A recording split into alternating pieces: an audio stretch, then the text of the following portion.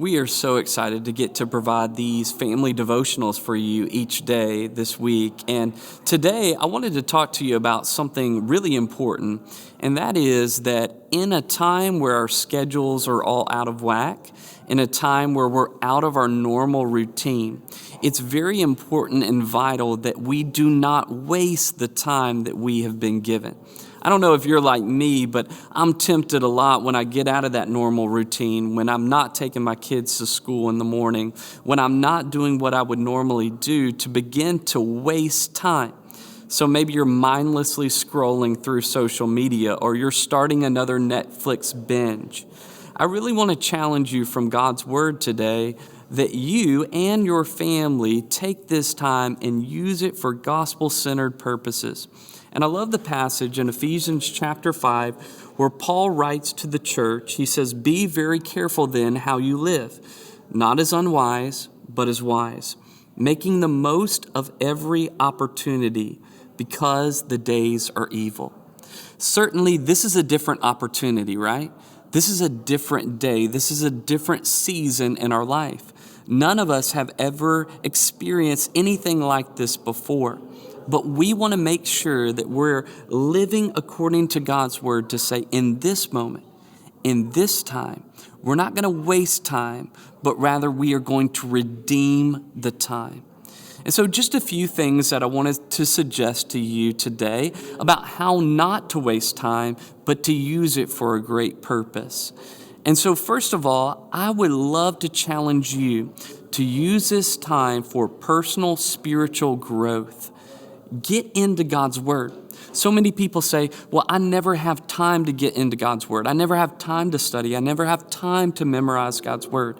Well, guess what? There aren't any sports on TV anymore, right? There's no kids that you need to take to school this week. There's no long carpool lines to wait in. A lot of you may be actually home from work this week. So why not take some of that time and get into God's Word? Get into it, study it, and lead your family to do the same. Make a commitment to prayer. Last night, I was going over a verse, Proverbs 3:5-6, with my kids to say, would we in this time memorize these verses in remembrance that we need to trust in the Lord with all our heart and lean not on our own understanding. In all our ways, acknowledge Him, and He will direct our paths.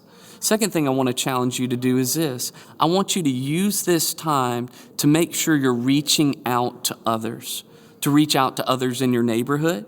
Maybe you have a neighborhood Facebook page or a neighborhood online community where you can simply post something like this to say, if there's any way that we can serve any single family in our neighborhood, we want to be a part of that. And you may say, hey, I want my church to be a part of that. And you want to just offer yourselves and open yourselves up to be someone who is helping the community, because everybody's worried. Everybody's anxious. Everybody's trying to figure out how all the economics are going to fill out. But you can be a person that says, I'm going to take the light and life of Jesus and share it to a community that is so much in need right now. Third thing I want to challenge you to do that's very practical is just to finish some projects that you've been procrastinating on, right? Your honey-do list that you haven't had time to do. Do some important things around the house, with your family, with friends that make a difference, right? That are important, that are valuable, so that we can make the most of every single opportunity to live in godly wisdom. And so I just wanted to throw out that challenge to you today. Maybe you're watching this with your family. Maybe you're watching this at work. Wherever you are, make sure that during this time that is so unusual, that we are not wasting our time, but rather using it for kingdom purposes and advancement. Thanks so much. We love you.